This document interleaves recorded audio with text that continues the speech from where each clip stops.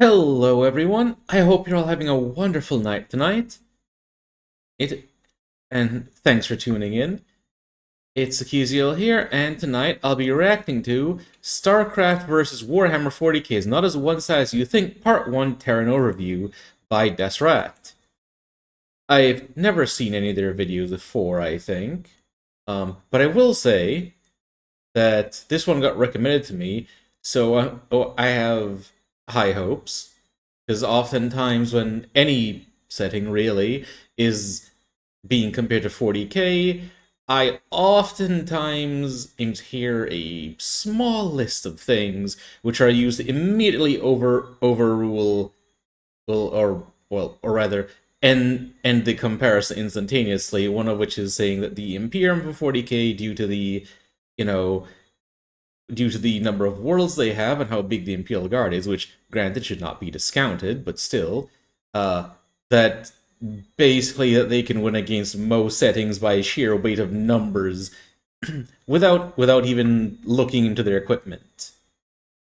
But that bit of rambling aside, let's see what the rat has to say about this. Здравейте, драги зрители! Did you miss me? Don't worry, I am still alive. Changing jobs during tough times can be a bit of a pickle, but that is besides the point, as you're here for entertainment and not for me to be depressing. You may have heard it said that sometimes the original isn't always the best. In this rat's subjective view, that statement is correct, as I have a small confession to make. Despite the opulent evidence to the contrary in this channel, Warhammer 40k is not my most favorite sci-fi setting. Star Wars was my first crush. 40k is the popular girl that grabbed my fancy, but my one true love forever remains StarCraft. And I introduced the aforementioned. Yeah, we'll say a funny thing actually. For me, it was the same. It was pretty much the same order. I was first introduced to Star Wars, then to 40k, albeit through the video games. A friend loaned me their copy of Dawn of War when I was in like high school, I think. Um, and then I got loaned a copy of StarCraft 1 by my math teacher in high school. Statement because, from what I've learned, StarCraft was originally supposed to be a 40k game. But GW decided not to pursue the project further, leading to Blizzard, the good Blizzard, before the corruption, to remake Yes. it into the best RTS franchise to this day. Why am I bringing this all up at all? Well, I've been reviving that flame in the last few months and got the craving to gush about it. Plus, I love the crossover comparison videos between verses, of which there are woefully few when it comes to putting these two against one another, despite this supposed connection between them.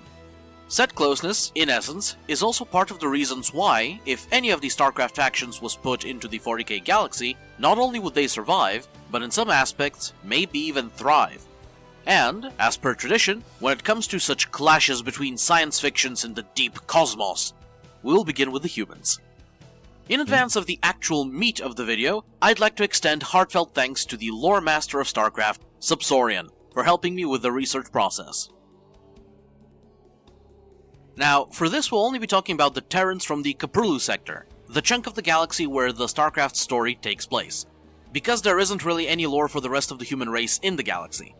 In that regard, Yes, we have some lore about the UED, which unfortunately nothing's really been done with that. That we're aware, for one, that the UED force that arrived in the Caprulu sector was an expeditionary force. That was not a proper like a that wasn't an invasion force, and it was relatively small. And it was hinted that they would be sending more, and then just that got completely dropped. But we do know that the UED's was considerably more advanced than that of the Terrans at the time of the Brood Wars. while Blizzard have Oh, reminds me. Quick thing to add.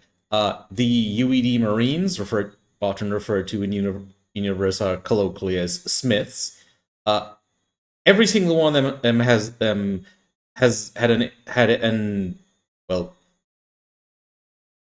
and a digital assistant, basically, or well, virtual intelligence. If I was going to use a Mass Effect term, because it's not really a proper AI, if I remember correctly, that would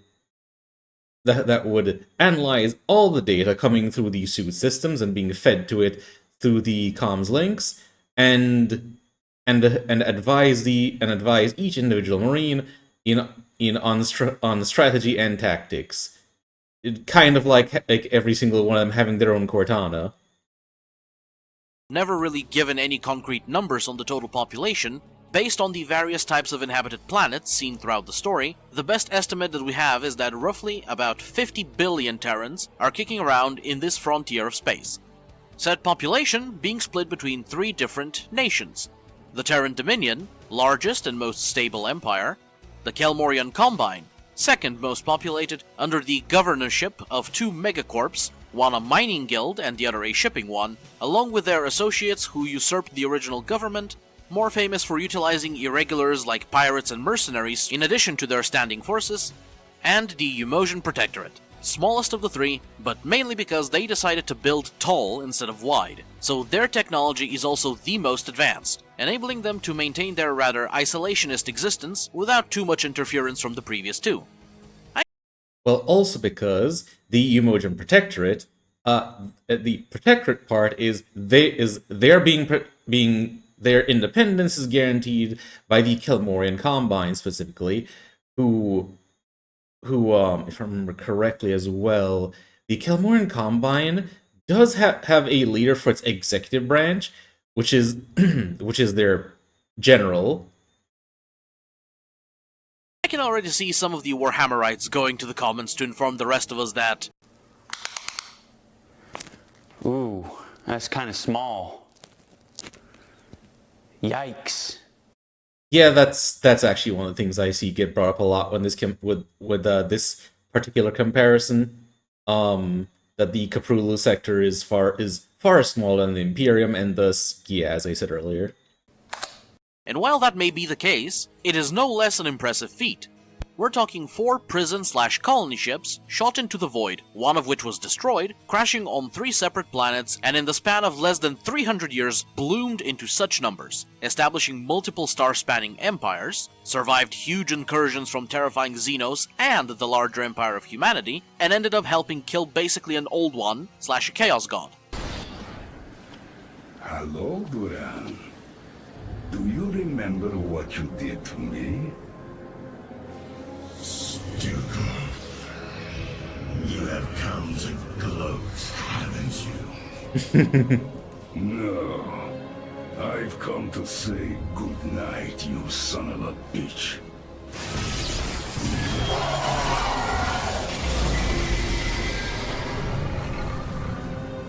No 40k faction can boast to have done so in such a short span of time. And how did these mere Terrans achieve all that, while being stuck in an outback of space where most of the planets are as far from paradise as you can get? Well, to quote James Raynor, 2 things: ingenuity and a never-say-die spirit. Terrans are no strangers to hardship.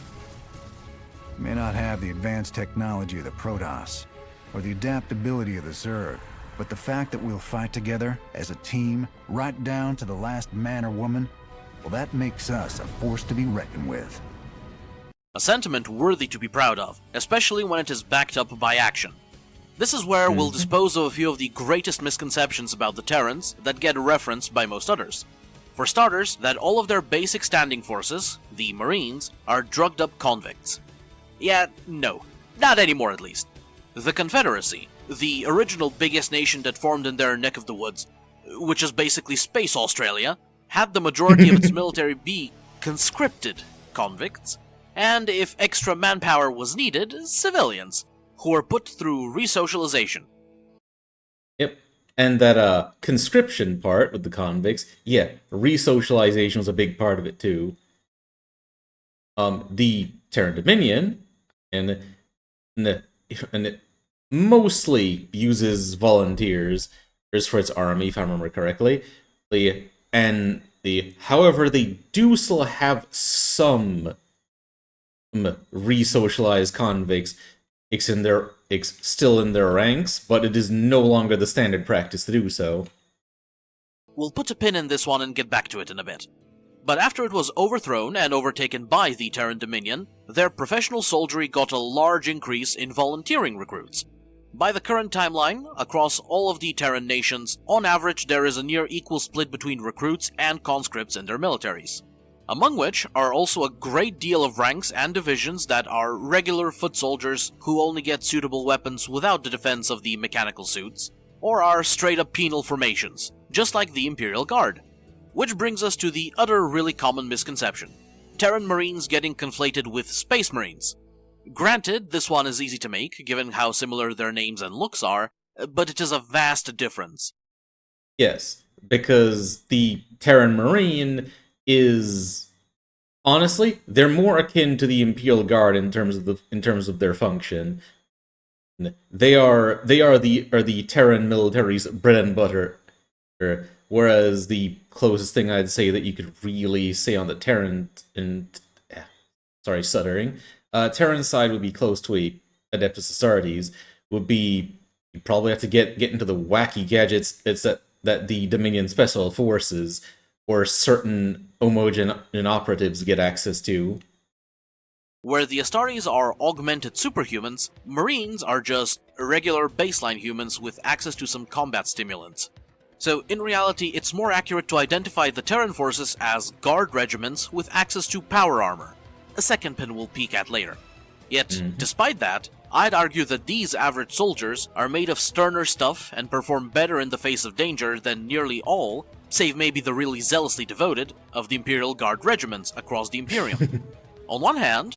Yes, because there's something special about the Mordian Iron Guard, considering that their world got invaded by Nurglites, and they were outlasting the Nurglites. That's very impressive. Because the resocialization keeps around half of them in line all the time, and on the other, the normal recruits possess a level of courage and dedication that stood in the face of cosmic horror and came out on top.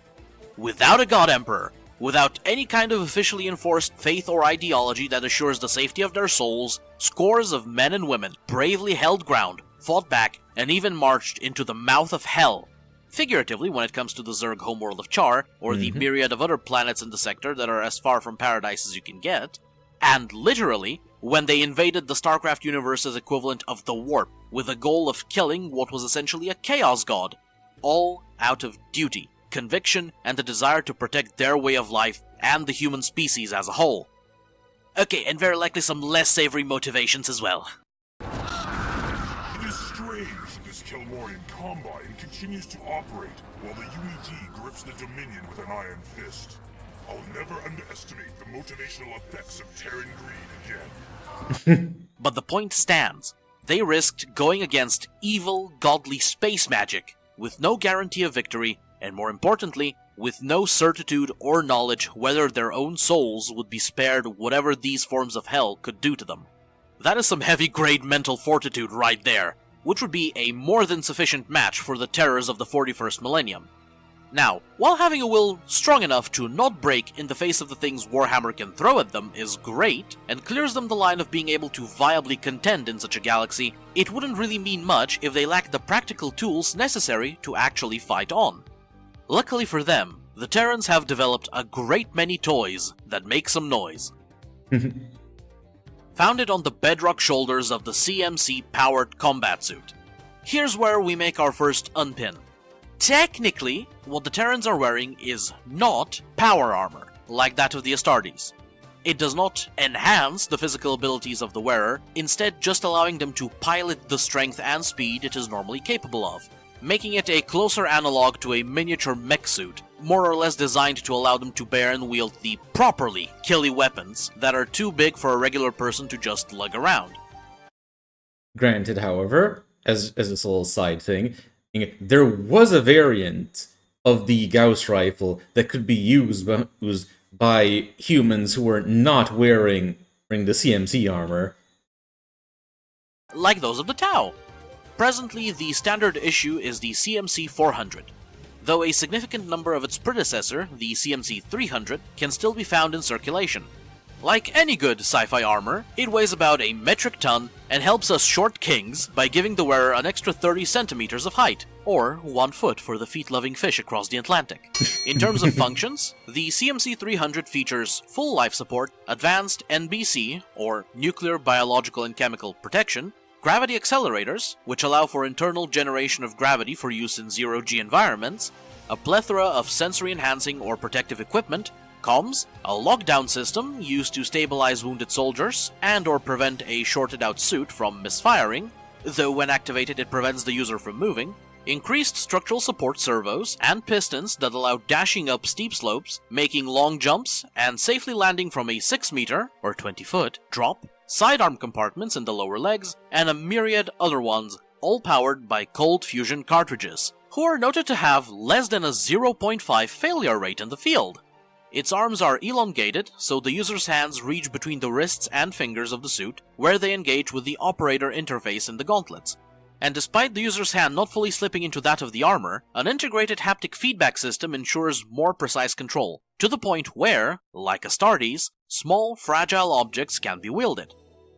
By the way, for those who don't know what that means, the haptic feedback basically means that there is a pressure-sensitive bar that they are inside the gauntlet that they put their fingers on, and this bar, the amount of pressure that individual fingers exert on it, it will translate to having the suit's fingers curl. In comparison, the CMC 400 is essentially an upgrade on all of the CMC 300's features, with an expanded set to its communication systems, along with both external and internal durability enhancements. But Rat, I hear you say, what punishment can it withstand? And that will require some speculation. Defense-wise, we know it has shock absorbers, internal resin composite defenses, padding with crash webbing enveloping the user, and is covered by a type of non-flammable impact-resistant paint. But there is no direct mention in the lore about what exactly the armor is made out of. Except for one, relating to a variation of the suit called the CMC 400A, used by the United Earth Directorate, or UED, a separate Terran faction from Earth that attempted to reconquer the Caprulu sector into Earth's fold, but failed. Its plating is stated to be a blend of 80% depleted uranium and 20% titanium. So while not officially stated, as this is the only source of material we have available, and because the Terrans of the Caprulu sector adopted a lot of technology brought over by the UED invasion force, I will continue the video with the logical extrapolation that the general CMC 400 model is also majoritively made out of said materials, with Do note, however, that the canonicity of that particular document is a little bit contentious, because I actually did some research into the CMC suits myself, because I was intending to make a video for it, but yeah, I kind of just never actually got around to recording that. I still have the script for the thing. Maybe some minimal variation. In that regard, the CMC 400 is basically immune to small arms fire, including las guns. Just from the metal... Oh, sorry, disclaimer. When I say the canonicity, I by that I mean that well, yes, it was officially published by Blizzard. It was for, I think, I could be wrong, because it's been it's been nearly 2 years, I think, by this point, since I actually wrote that script. But I think it's like for like a RPG or something, that it was considered not canon to the main timeline. Used, thanks to their density and ability to disperse heat, the momentary impact of a las bolt would be able to flash melt a very thin amount of the surface layer, but no meaningful damage would be achieved. Continuous sustained hits, or ones from the higher output variations like las cannons, would break through, but given what your average guardsman will be going up against, it still won't be fair. However, I know that the real question was, how does it fare against bolters? 100% not a perfect solution, but any normal person would rather have this over the best carapace armor available to non-Astartes. Discounting shots to the visor or weak spots in the joints, thanks to its rounded design, there's a good chance of the bolts glancing off of it. Additionally, its composition would likely prevent 1 or 2 direct hits from penetrating instantly, but the follow-up explosions from them will very likely destabilize it enough for any follow-up shots to get through. I must preface, this is all referring to the standard bolt rounds. If we get into the more specialized ammunition, the results will not be that different from what happens to most other things when hit with them. If you're a TERRAN Marine that has to go up against Astartes, you better damn well make sure you're grabbing your 30mm bonded carbide combat shield in advance of the fight, and that might give you 2 or 3 more bolter rounds of survivability. Best case, however, would be the support of their combat medics, who utilize medical nanites and laser sutures that can practically partially patch you up on the spot in close proximity. Also, a bit of information, and it is mentioned that the medics, that the nanites that they use, are capable of reconstructing damaged tissue at the cellular level, and there are actually med packs filled with the same nanites that can be dispensed to Marines. That would make sustained engagements significantly more equal. As for what can, on its own, stand up to bolter fire, would be the CMC 660 Heavy Combat Suit. A heavily reinforced upgrade upon the CMC 300 chassis, bearing its same features, just with superior volume of plating, heat resistance, and other defense enhancements, as well as removing the visor headspace and replacing it with a fully enclosed helmet. When it comes to durability, these are what can equal Astartes plate. At least from the front. Firebats are a bit notorious for their back-mounted flamethrower fuel tanks being uncomfortably explosive. For a more proper... Also because those fuel tanks actually contain a... they have a containment field around the volatile plasma fuel contained within, because a firebat's perdition flamethrowers, those do not spray fire. Those spray plasma.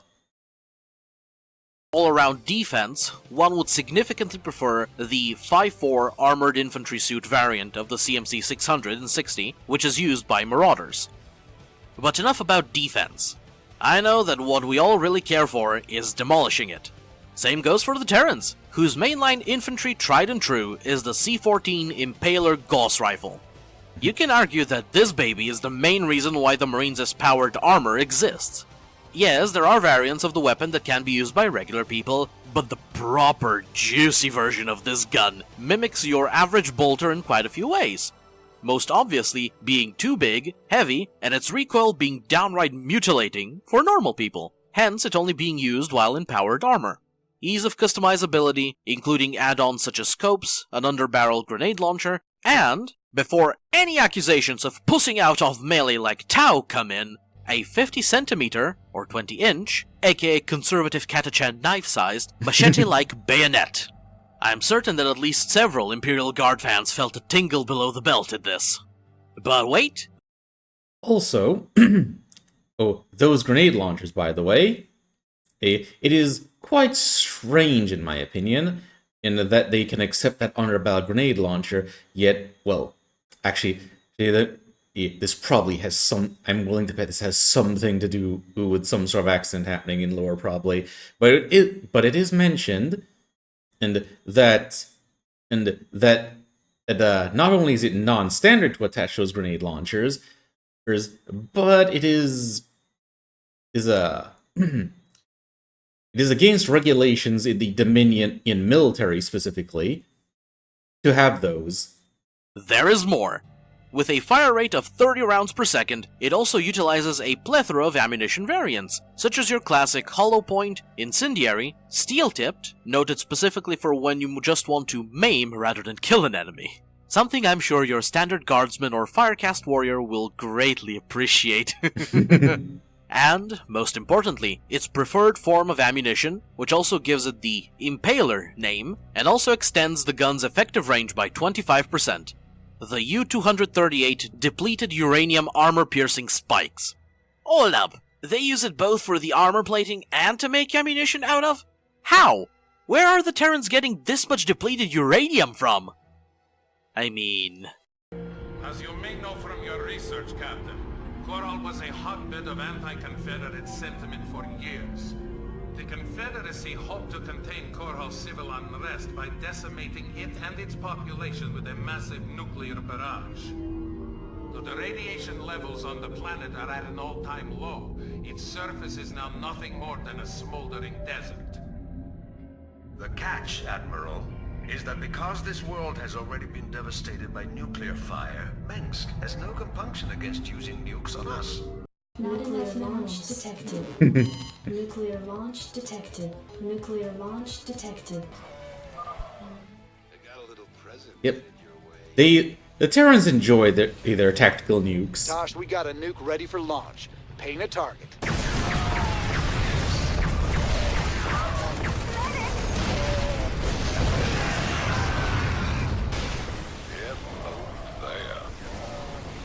How'd I miss this button with a skull Ah yes, the big red button.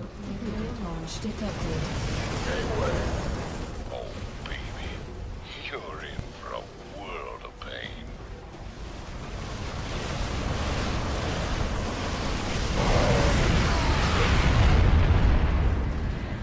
Fire the damn warhead now! Put those monsters down and keep them down! I will turn this city into a radiated ruin if I have to. Another warhead! I guess Space Australia is just pretty rich in uranium? Because they are very trigger-happy with their nuclear devices, which implies plenty of material can be found across the Kaprulu sector. Regardless, when it comes to its use as ammunition, depleted uranium has a special little perk on top of its density, weight, and durability, which is also why it is used in the making of armor-piercing rounds in real life. It is self-sharpening. Not in the sense of shapeshifting like necrodermis or the like, but when impacting a surface, instead of concaving into a mushroom shape like most other materials, depleted uranium shears into a point, further assisting its penetrative power. And the power provided by the Impaler Gauss rifle, as some of you that are bigger nerds, and/or engineers, but I'd be repeating myself, have guessed from its name, is not limited to just the explosion of the gunpowder in the round. The velocity of the spikes it launches is further enhanced by built-in magnetic acceleration. Yep, you heard that right. This thing is a portable mini railgun. You know, Yes. those things the Tau have, that in lore are described as able to pierce through both sides of a tank, the speed of which creates a vacuum so powerful, it forces the tank to basically shit it screwed through the small exit hole of the munition. Those things that Space Marines... Yes. As the pressure wave, it liquefies the crew and sucks them out through the exit point, leaving only a small red patch as any sign that the crew were ever there in the first place. hate because they obliterate the gene seed when they hit? Suddenly this meme seems a tad more real. Obviously, since the C-14 is an infantry weapon and not a vehicle mount like in the case of the Tau railguns, its caliber is technically not enough to punch through something like Astartes' warplate in a single shot. However, consider the following. The CMC-400 suit of the Terran Marines has about 70% of the durability of Astartes' power armor. Heck, let's appease the more skeptic 40K fans and say 60%. Here's what the C-14, with its primary U-238 ammo, does to a CMC-400. That right there is exit shots. And if we could see the sorry sod misfortunate enough to be wearing that specific powered suit, his insides being mangled in a bloody mess from the vacuum would have greeted us. Calling back to the clarification that the true equivalent of Terran Marines in 40K is the Imperial Guard, it normally takes about 100 or so lasguns to put an Astartes down. With the firepower of the C-14, you'd probably need 2 or 3 to turn one of them Angels of Death into a plucked pigeon. And if it's turned against a target not wearing power armor, say goodbye to it and the 10 to 20 guys standing behind it. Though, if that sounds too Xenasy for your liking, the Marauders, again, come to help. as their K-12 arm-mounted launchers spew forth armor-piercing Punisher grenades designed to break through hardened Zerg carapaces, but are also able to tear up buildings and vehicles, both equivalent and in some cases superior to guard armor. Damn, these guys really are the Space Marines of StarCraft. Except with a few benefits that your average Astartes might even get envious of. For starters, the massive fuel tanks for the arm-mounted, essentially heavy flamers of the Firebatsis CMC 660 are replaced with more defensive structure, as previously mentioned, but also with a miniature manufacturing plant, which is filled up with the necessary raw materials and automatically assembles the Punisher grenades on the spot, then loads them into the K-12s.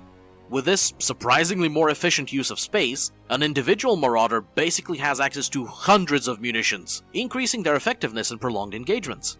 The other being the fairly widespread variant of the Punisher grenades known as concussive shells.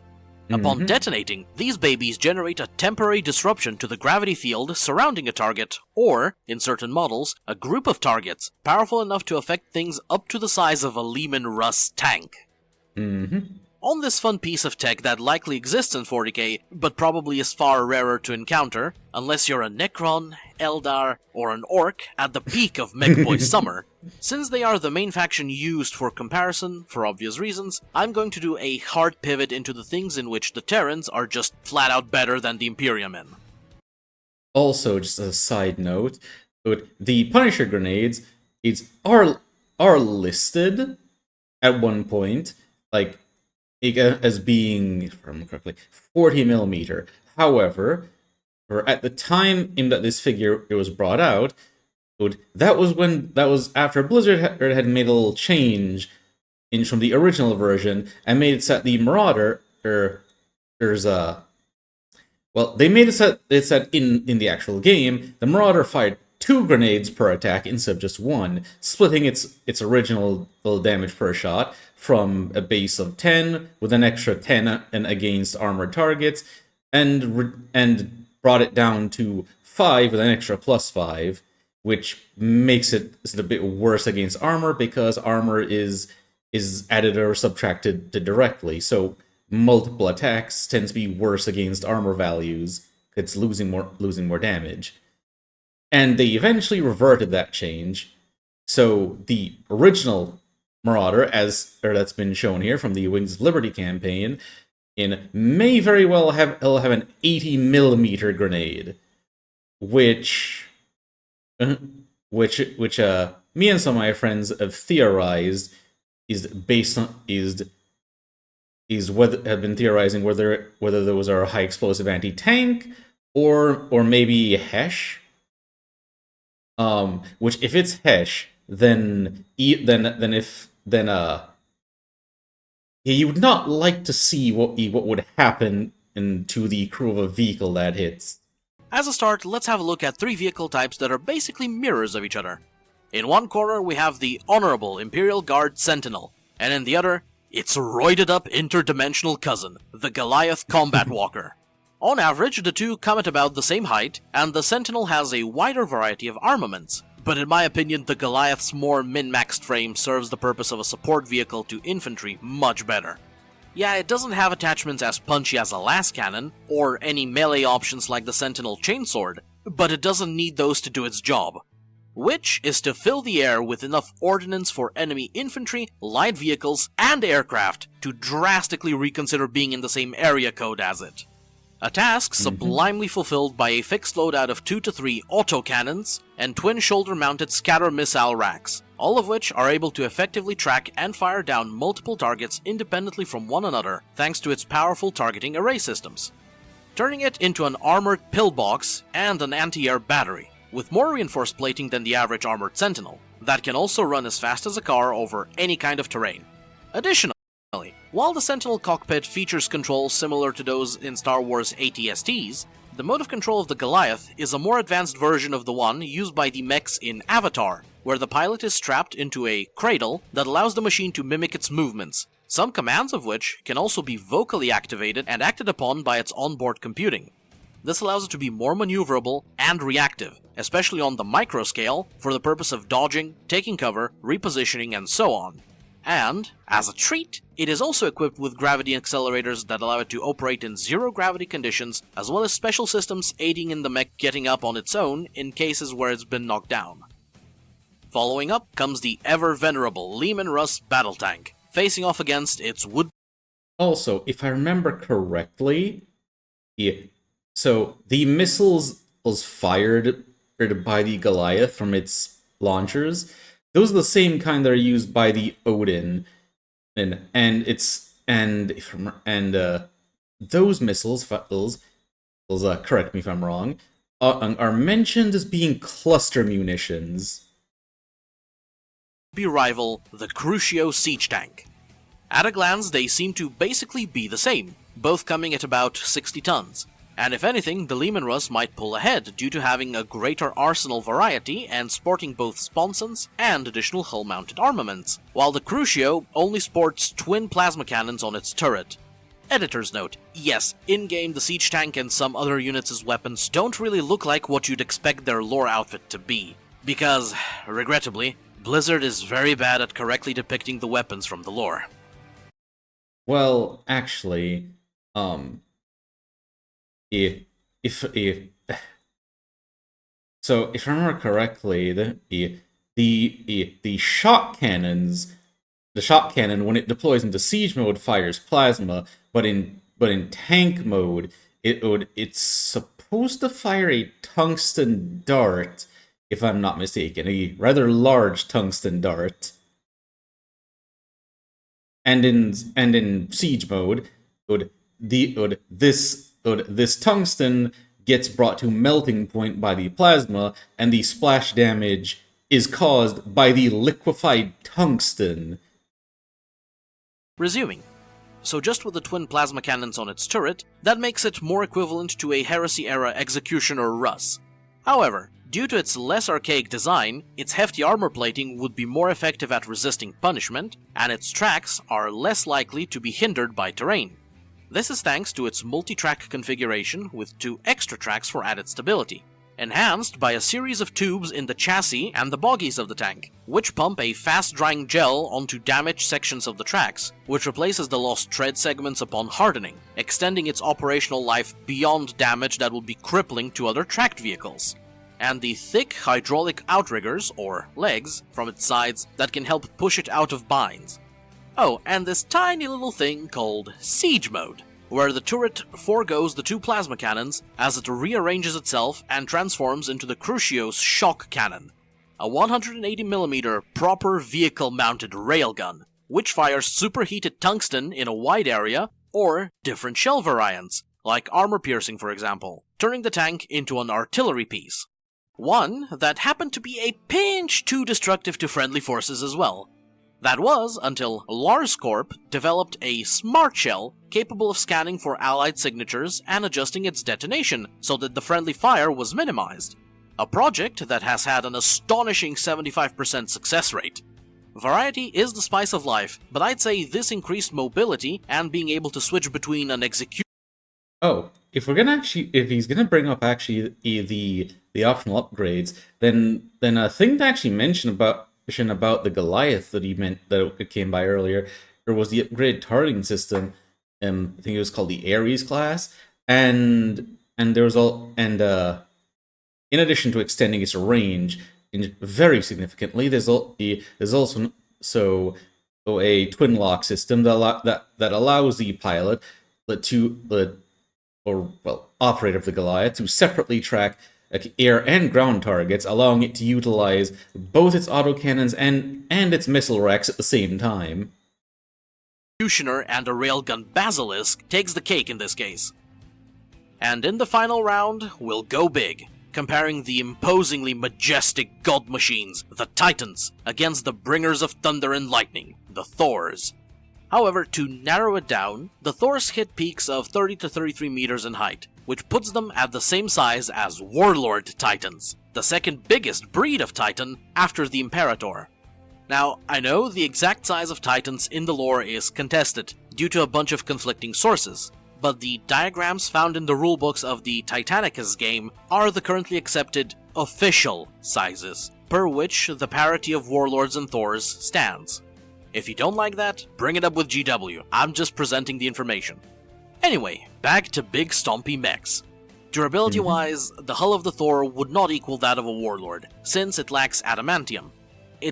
It also doesn't have any void shields, or any sort of shielding whatsoever. It relies entirely on its hull thickness. It still offers great protection, being made from a composite of neosteel and ceramics, designed to resist high-explosive armor-piercing rounds and powerful energy weapons. Additionally, its external armor is modular, making it very easy to maintain, replace, or enhance, given the battlefield circumstances. And the machine itself is fairly recoverable, since if its hull remains intact, its built-in immortality protocol, developed by the arms manufacturer ATVX, allows the Thor to repair itself in the field back to functionality. Note, this is another one of those non-standard upgrades, which can be requisitioned by Dominion officers. When it comes to bringing down the thunder, it is no slouch either. For this, the choice of hammer comes in the form of 2 giant particle accelerator cannons on each arm for a total of 4, dealing destructive death well within the weight class of Warlord weaponry. Further aided by chest-mounted javelin fragmentation missile pods, where we're talking fragmentation meant to shred enemy aircraft, and a back-mounted set of either 250mm anti-aircraft cannons or 330 barrage cannons, or in short, shit that is liable to gun down void ships, as it. Now, here's the thing, with the Thor, or the original cannons on its back, were meant for it to provide artillery support and barrage targets. However, those got swapped out with the newer Punisher cannons, which are anti-capital ship weaponry.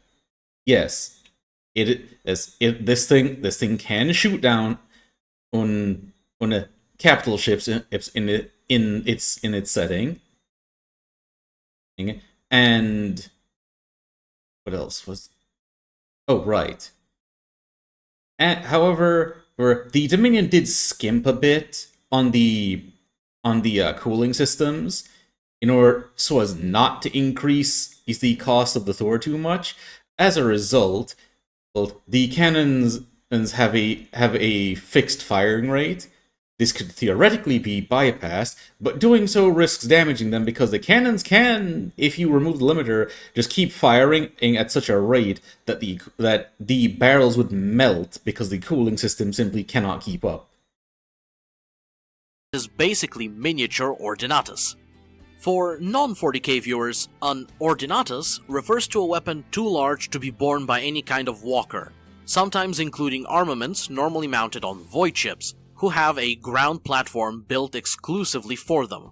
One of the most infamous examples of which is Oberon, a presumed Nova cannon adapted for planetary surface function, used in the book Hell's Reach to vaporize an orc gargant, which was almost bigger than and slew the Imperator Titan Storm Herald.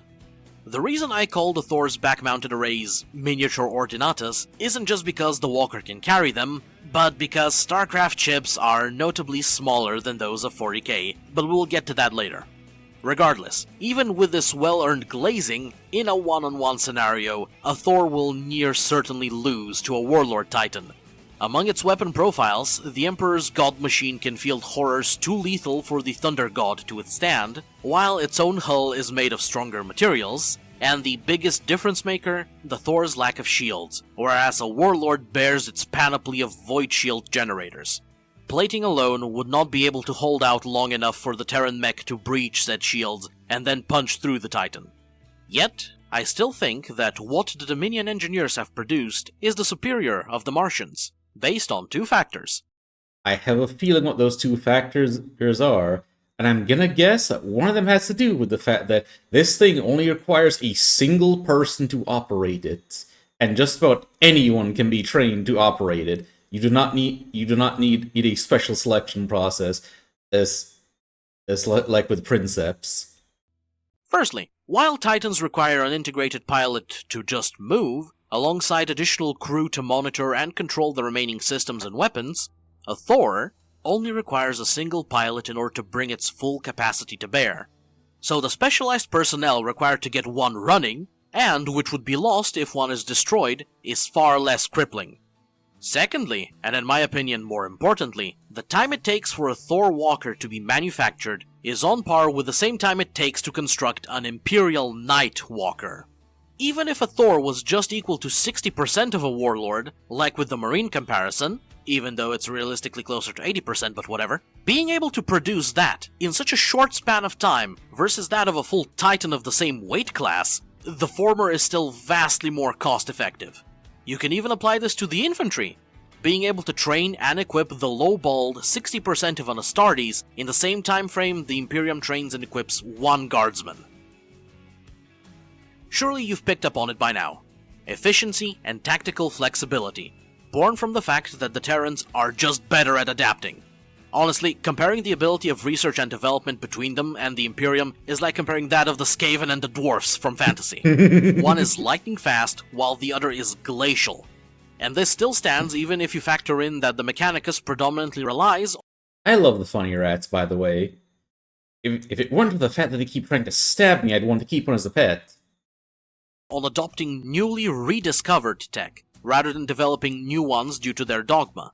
As a similar example, the medical nanites and laser sutures used by medics. Prior to the UED invasion of the Caprulu sector, that technology did not exist there, and neither did the combat medics clad in CMC armor. But within months of their arrival in the sector, the technology was reverse-engineered and adapted for general army use by the Dominion. Then, in a mere 4 years... Oh, speaking of technology, that actually reminds me. One of the things for the CMC E300 from earlier that I forgot to mention is that the suits do have a system actually in them that will correct the wearer's posture and adjust their aim to ensure that they are as accurate as possible when shooting at their designated target. This revolutionary technology in the field of medicine was not only spread around all of the nations in the sector, but it was developed to the point where it could be used on ground troops in the middle of active combat, coming down from a dropship flying and or hovering overhead. It would take decades at minimum for the Mechanicus to work through their dogma and adapt something like that. Assuming they ever do, partly because the Mechanicus, largely speaking, have the belief that all technology has already been invented, and the knowledge only needs to be recovered. Now, granted, there are some who innovate, but as a general statement, they tend not to. Grav, communication, and terraforming technology are 3 other fields where the humans of StarCraft exceed those of 40K. Best exemplified with the following. Dropships that usually fit up to 10 people in them, having the ability to transport Thors. Imagine a Thunderhawk carrying a Warlord Titan. An even better example, orbital drop pods that accelerate themselves for speedy deployment. Except, unlike those of Warhammer, these ones are capable of transporting regular people and vehicles like siege tanks, likely by creating an anti-gravity pocket within themselves in order to protect their payload from G-forces. That's phenomenal! Go ask Mordian Glory how it would feel to be able to deep strike a Russ on the board. Is that a death strike in my trousers or my place to see? Meanwhile, when it comes to cadet... By the way, since you mentioned terraforming earlier, it's a quick thing. For those who aren't too familiar with StarCraft, so Korhal was nuked into oblivion by the Confederacy. It became a desert world, after the radiation diminished, and Arcturus Mengsk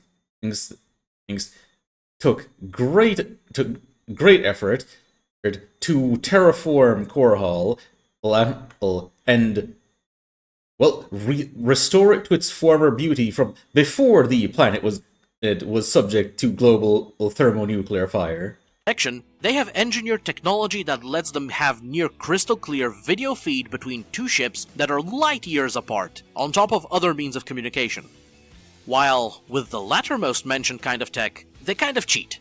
Instead of actually going through the tedium of terraforming like the Mechanicus do with their geo-engine megastructures that filter the air and change the climate, followed by the prolonged directing of habitation units tailored to the environment, the Terrans just find some planet that they want to explore, exploit, and or settle, and then, to quote Subsorian, just slap an atmosphere on it and call it a day. Literally, they have atmosphere generators that can create large radiuses of habitability based on their size and the amount of power put into them that work on planets with any kind of or no atmosphere at all, as seen in the book Firstborn, and they are fairly common devices found in use by all of the Caprula nations. Again, innovation and efficiency, spawned by grueling necessity, curiosity, ingenuity, and the unstoppable might of the military-industrial complex, presented in the face of corporations that strive to follow the footsteps of Lockheed Martin, a couple of which we've already referenced. And the reason for this specific difference is very easy to realize when you overlap the timelines of the two settings. The Terrans are the humanity who grow to achieve the golden age of technology, while the Imperium maintains its authority with their hand-me-downs, and the best the Emperor could make before Horace had his bitch fit. In that light, when it comes to tech that is better in StarCraft than in 40K, we will unpin that note from the beginning and talk more about resocialization. Messing with the minds of others to the point where you gain control over them and can remake the person as you see fit. Even to the point where you can make someone kill a loved one without a second thought. The Imperium, or hell, most of the other factions, are no strangers to this, as they practice mind meddling in one form or another. Well, I'd argue that the Terrans are better at it than them, exception being the Necrons, because with just their technology, they manage to achieve something beyond what the subjects of the Golden Throne have, even when they use psychic means. Like the Tyranids, the Zerg of StarCraft operate as a hive mind, and when separated from it, devolve into mindless beasts. Here to the fore, I bring you the Cerberus Project, where Dominion scientists, who eventually split off into their own faction, managed to develop a way to control Zerg in an organized hive mind fashion, and essentially began to grow their own personal brood. To equal this feat, someone in 40k would need to tame a hive fleet tendril and grow it on his own terms. The closest anyone in the 41st millennium has come to this, to my knowledge, was a warband of Iron Warriors who injected a single Tyranid ship with the Obliterator virus, which broke the creature's mind, allowing them to steer it as a floating living factory that grew weapons and munitions for them. Actually, I just remembered, the StarCraft humans outdid themselves in this regard already, since the UED, again using just technology and drugs, managed to tame the newly growing Overmind, thus putting the majority of the Zerg swarm under their thumb.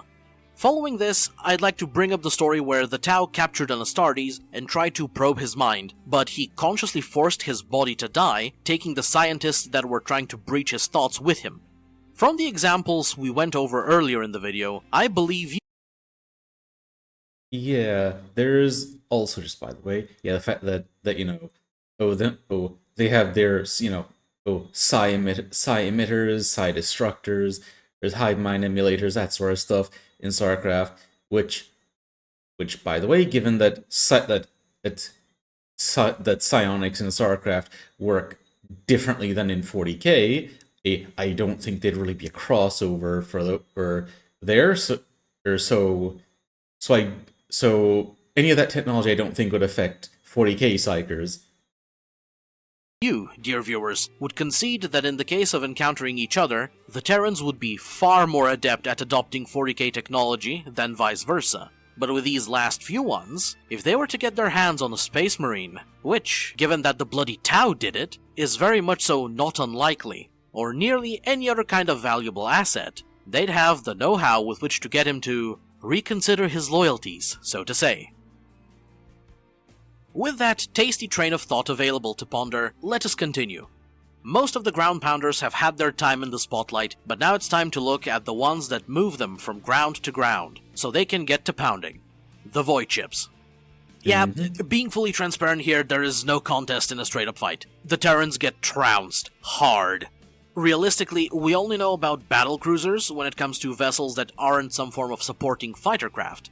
All of them are impressively armed, arrayed with twin laser cannons predominantly used for anti-air and ship-to-ship combat, and more electromagnetic coil guns for air-to-ground bombardment. And who can forget the Yamato cannon, which is the explosion of a tactical nuke. As in, just the explosion itself, harnessed through electromagnetic fields, which is then launched at enemy targets. Despite that, they look like absolute gnats compared to most 40k ships, as the smallest variants of the battlecruiser, like the Minotaur class, extend to a mere 500 meters in length, while the largest, the Gorgon class, reach 2 kilometers. Yes, Warhammer fans, you heard that right. The biggest Terran capital ship is the size of the smallest Imperial frigate escorts. Definitely not. That is not entirely true, because there was a type of battle cruiser, or that was, I believe it was like 5.6 kilometers or something. And I'm going to check that real quick. Okay, found it.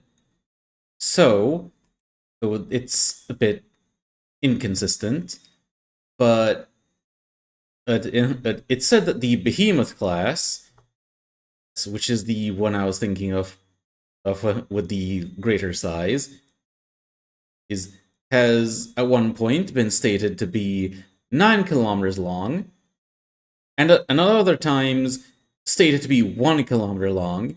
And the Gorgon class has been at times stated to be 560 meters, but then portrayed at a different size, is more akin to the Behemoth class.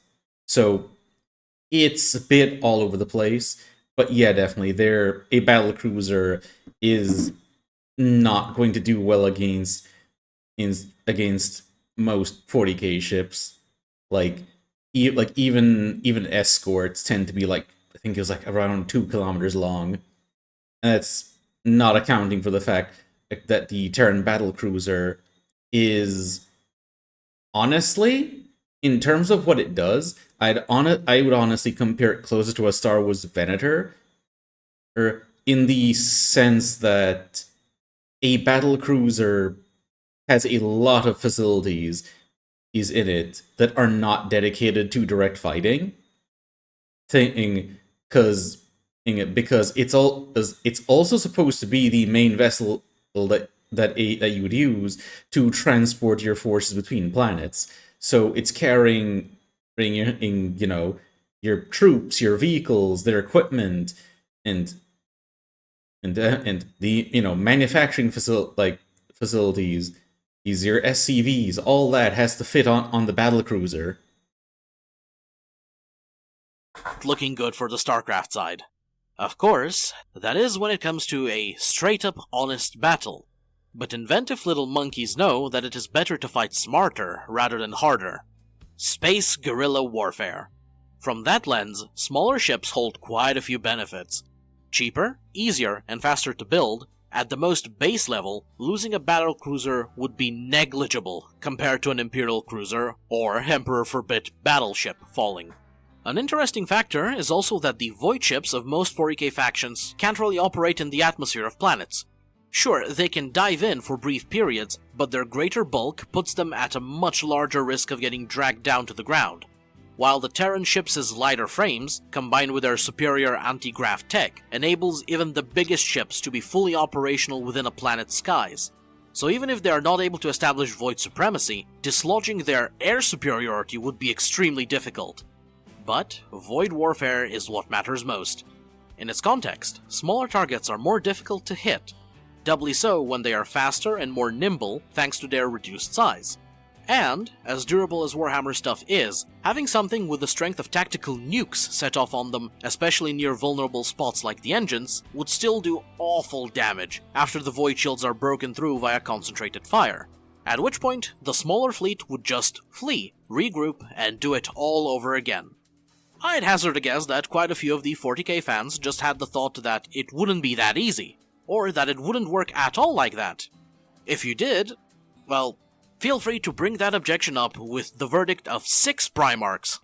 Across 3 books, we've seen 2 out of the 3 pillars of autism, the third-rate perfectionist, Mr. Stubborn McStubbornhands, the one that got decked into the floor by kitten autism, and Wonder Child Horace, before he was evil, all collectively face the issue of an enemy with smaller and more nimble ships bleeding their fleets to death via 1,000 cuts on several occasions, and agreed that they can't deal with it unless they corner said enemy refueling or find where their house is, in order to force said enemy into a straight-up fight. Which is how they finally overcame them. To the Imperium's particular detriment, however, in modern times, their pool of Primarchs that can be thrown against the problem is diminished, and the Terrans in particular would be vastly harder to corner or stop from enacting vicious hit-and-run tactics, thanks to their biggest technological advancement over anyone in the 41st millennium: the main means of FTL travel in StarCraft, also called warp travel.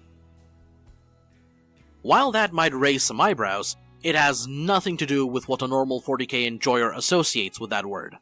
In terms of function, it is more like slipspace from Halo.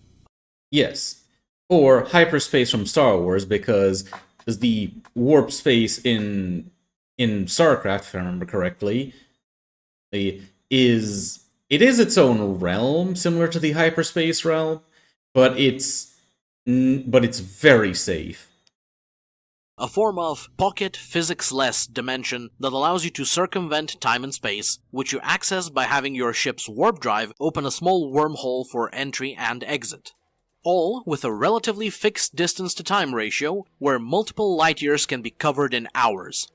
Technically, that makes it slower than 40k's warp travel, since there is no time being fucky-wucky, with a chance of sending ships to their destination centuries before they even dive into the warp. But I would argue that it is much better because of two factors. First being consistency, a trait that blows randomness out of the water 5 out of 7 times every time. And the likely even better factor than not having to roll dice on whether you'll get to your destination early, on time, slightly late, centuries late, or at all, reliability. Displayed by, but not limited to, having the aforementioned set travel time that you can plan around without guesswork, being able to make both long and short warp jumps, not just for closing distance, but also possibly avoiding incoming projectiles, without risking the ship tearing itself apart or its navigators dying, like what nearly happened with the Echo of Damnation in the 3rd book of the Night Lord's Omnibus, as well as being able to make such jumps from any point in a solar system, rather than needing to be a decent distance away from gravity wells, up to and including within a planet's atmosphere for the somewhat higher quality warp drives. And best of all, the funky dimension being completely demon-free.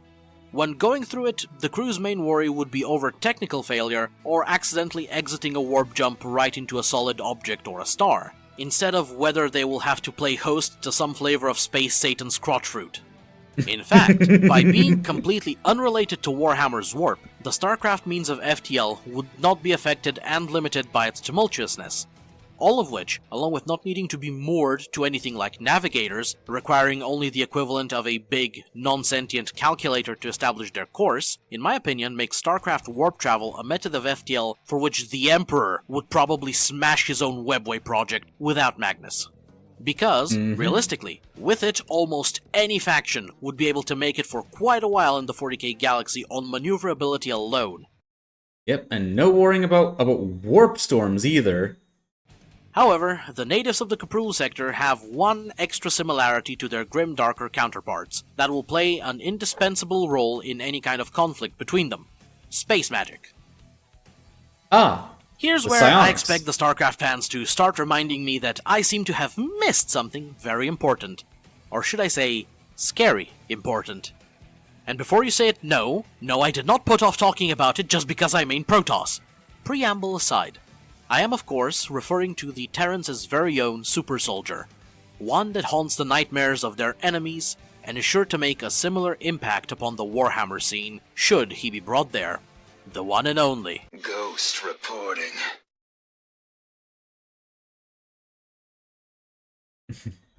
Boo. Now, to put into perspective what bullshit these guys are, lend me your imagination for a moment. Breakfast non-perceivers need not apply. Imagine a Vindicare assassin who can go invisible, drinks from the same protein shakes that get mixed in the Eversource cocktails of nonsense, and, especially if cornered, have a non-zero chance of suddenly going, It's wizard time, motherfucker! Fireball! Since they don't need them as batteries, Terran Psychers instead get scooped up and put into Black Ops training, becoming secret agents and essentially superheroes to the masses, who don't know all the messed up shit they get put through on the path of becoming ghosts. Not all of them get to wear the fancy spandex though, since getting the actual killing machine regime is reserved only for those who display a psychic aptitude equal to Zeta level at minimum. For context on what a Zeta level Psyker is, a great example are the two masked cultists from the Astartes animation, who fall somewhere between the Zeta and Gamma rating of the psychic scale, while the ones who fall under that threshold are instead used in more mundane positions, predominantly trackers of other Psychers, since they have an innate ability to detect others like themselves. Before we continue with the ghosts specifically, we need to go over what exactly their space magic is. Referred to as psionics, in terms of variety, these abilities, the most common of which are telepathy and telekinesis, more than match what can crop up in the 41st millennium. But they significantly differ when it comes to volatility, thanks to being tied innately to the biology of the psionics. Yep. Makes a lot of use of their bioelectricity, if I remember correctly, and yeah, being psionic is a big genetic thing. It's also the reason why the Zerg haven't really done too much to their overlords, is because what makes a creature psionic is very delicate. Don't want to go messing with that too much. Shit, both the abilities themselves and the people who have them are called psionics. Right, to avoid confusion, for the remainder of this video, psionics will refer to the settings equivalent to psychers, and I'll just call their powers psionic abilities. Back on track. But Rat, the more astute of you might object, what's so special about that? Being a psyker is also tied to your biology, since you need to be born as one. But that is where the key distinction lies. Psychers are born with the innate ability to tap into the warp and use it to manifest their powers, while psionics are born innately capable of theirs. There's no tertiary external component. Compared, the powers of psionics are more physical than spiritual, as they are tied to the realm of matter. Because of this isolation within the individual, they are significantly safer, since, at worst, the psionic fucking up real bad will cause themselves, and, very rarely, whoever is within some distance around them to scanners themselves. Most commonly, in a case of major failure, however, the psionic in question will just go mad and initiate a killing spree. Even with their enhancements and powers, that is nowhere near as major as getting possessed by a demon or ripping open a hole in reality for more demons to spew out from. But the psionics' best quality, which some of you may have gotten the thought for, is the fact that when introduced to the 40K galaxy, they would not be affected by the warp when using their abilities. Parallel to that is also the fact that the normal means of shutting down psychers, namely blanks, Blackstone, or the Tyranids' shadow in the warp, would also not work on them.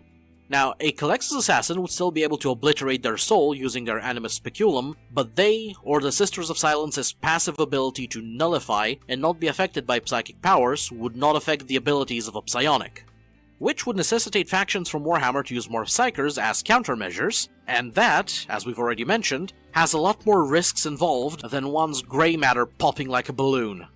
Returning to the ghosts, other than the huge RNG of abilities they can have, they also get enhanced with special chemicals and materials, both physically and psionically, in order to boost their effectiveness as much as possible, which includes raising some of the operatives' psi rating, or psychic scale rating, via the gas known as terrazine, and then stabilizing their condition with psi-reactive jorium crystals, in the process of creating the most modern variant of ghosts, the Spectre. Which, by the way, Spectres are terrifying in their own separate ways. Otherwise, they're equipped with a hostile environment suit, which is among the most advanced technology produced by Terrans, offering standard NBC protection and survivability in the vacuum of space, laced with psi-sensitive muscle fiber, which allows the ghost to channel their psionics through it, thus augmenting their strength, speed, and reflexes to the point where they can comfortably break through a wall, appear out of nowhere, disable multiple people faster than they can react to, crush a human skull, and promptly vanish. A disappearing act enabled by a personal cloaking device. The suit's outermost layer contains synthetic cells that, under psionic stimuli, refract light to synergize with the device and make the user invisible to the naked eye, while the suit's own temperature regulation system hides the user from heat vision and other forms of detection. Add to that their most standard armament, the C-10 rifle, which can't be used by normal people without the physical enhancements of the ghosts, and fires 25mm anti-personnel munitions that can penetrate through tank armor, or EMP munitions of various flavors to mess up machines. 40K's factions would need to up their investments in anti-stealth measures if these bastards were loosed in the galaxy. Yep, there's also, by the way, the fact that, as a general thing, similar to the cloaking device, their equipment is made to work in tandem with their psionic abilities. Because things like the aforementioned lockdown rounds, which create an EM, they had lockdown rounds that allow them to disable vehicles.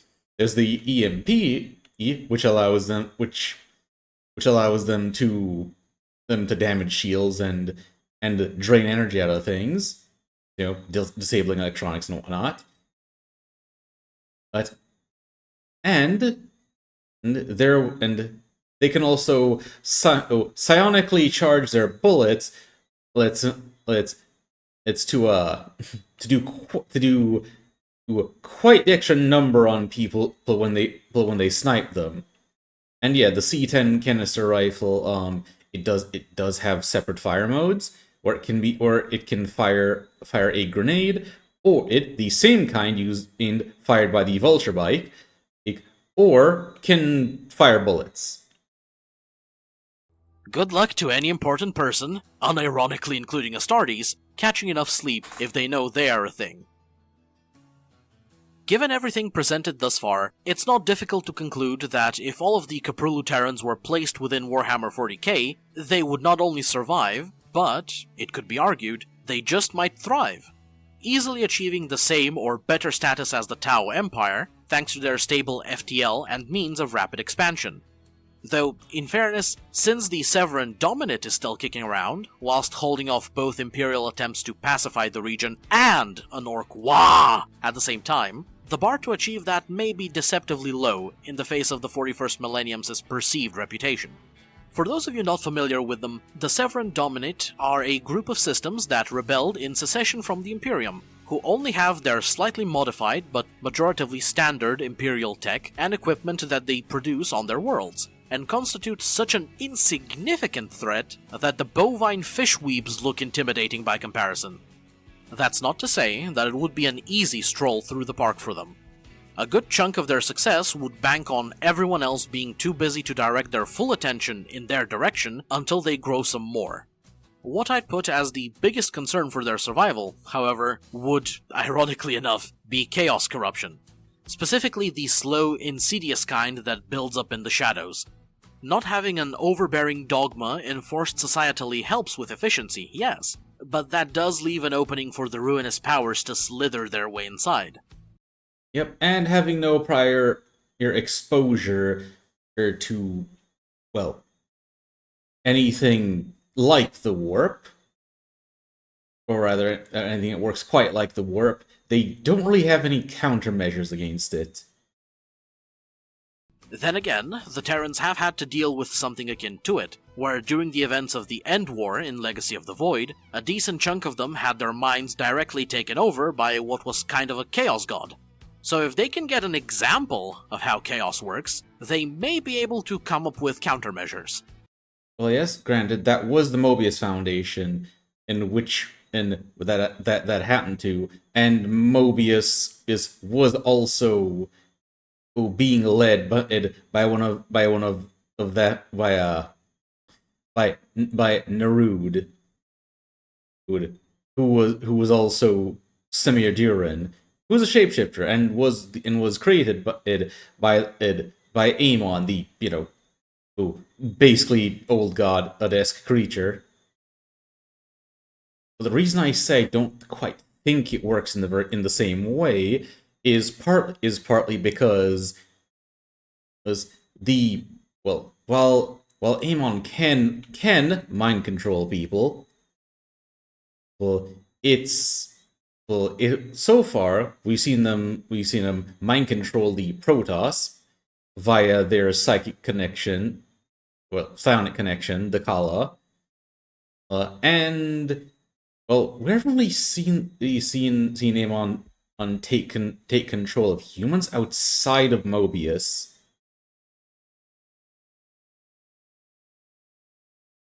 And from what we know, void energy tends to just kill anything it comes in contact with that isn't made of void stuff. As long as said example doesn't result in too many of them falling under the great enemy's sway. Standing on their own is great and all, but there's also the obvious question, since they are human, would they join the Imperium? Obviously the easiest and frankly most boring angle to such a crossover would be for them to integrate with the big human faction, made extra easy due to having goody two-shoes Valerian in charge. Okay, no, I take that back. Valerian's actually a cool dude and an excellent leader. Aristocrat bred and trained for the position of ruler who actually genuinely cares about his people, to the point where he is willing to abdicate power for their sake, and even goes down to the battlefield together with his men in order to fend off literal cosmic horror spewing through the streets. We shouldn't be mean to Scooter. Scooter? He's earned it. But in seriousness, personally I do not believe that any of the Terran factions would get subsumed by the Imperium. For starters, excluding their superior ability to defend their borders, in comparison to other similar factions, the Terrans are far too independence-minded. If something tries to impose upon them, they fight tooth and nail to tear themselves away from it. Well, yeah, look at what happened with the Confederacy. Seen in the Emojans maintaining isolation at high-tech gunpoint, resisting a bigger and more powerful faction from consuming you being simply Tuesday for the kel-morian Combine, and overwhelming the previous system of power to come out on top for the Dominion. Regarding the Dominion more in particular, Valerian stood his ground against and talked down an Alpha Plus Psyker, who could, and I hate to admit it because I dislike her, fold Gilliman 12 times over. His will is verifiably strong enough to resist a Primarch's influence, similar to quite a few of the current High Lords, so he will not just submit if the two were to meet. So, at best, a close alliance would be on the table, but not integration. However, the biggest reason why such a merger would not happen is also the reason for the Terrans' success: their FTL and communication technology. Or, well, to be accurate, it is the ones who would pay keen attention to said technology. Like we previously went over, anyone in 40k would want to get their hands on it, to the point where I'm positive the Emperor would personally kill for the opportunity, so imagine what others would do. On the side of being interested in it, you have the Mechanicus, who would be appalled by the Terrans' use of AI, nothing actually sentient, just stuff comparable to the Tau's own AI. Yes, because also, in StarCraft, the Dominion is concerned about AI and bans research on it. The Emojans ignore that and continue the research anyway. Well, granted, the Dominion can't really tell them what to do, but you get the idea. Yeah, the Dominion stays away from actual AI. The same thing for the kel-morians. The only Terrans who really mess around with genuine AI are the Emojan Protectorate. But also demand any and all rediscovered technology to be surrendered to their authority. Combine this with the Terrans' vehemence about independence, and the obvious factor that it is an incredibly stupid idea to just give up an advantage that gives you colossal strength in negotiations, and you get the picture of how this would cause too much strife for integration to occur. Opposite of that, however, you have the old interests, namely the Navis Nobilitae and the Adeptus Astra Telepathica. To illuminate the non-Warhammer crowd, the first of the two refers to the noble houses of the Navigators, a subspecies of humans that are psychers, possessing a third eye, who specialize in, as the name gives away, navigating ships through the tumultuous tides of the warp, e.g. Super Hell. Yep, and they're not going to be thrilled about the emergence of technology that would make them entirely irrelevant, causing to lose all their wealth, power, and prestige. While the latter is the organization dedicated to training the Psychers not fed to the Emperor in order to maintain their lighthouse in the warp, turning them into either astropaths, who facilitate communication throughout the galaxy via psychic means, sanctioned combat psychers for the army, or any other kind of sanctioned psyker. In essence, both of them have a de facto monopoly on the mass-scale use of psychic powers, which has made them ludicrously wealthy, nigh untouchable politically, and like with a good chunk of people at the peak of money and power, pretty often insufferable to deal with.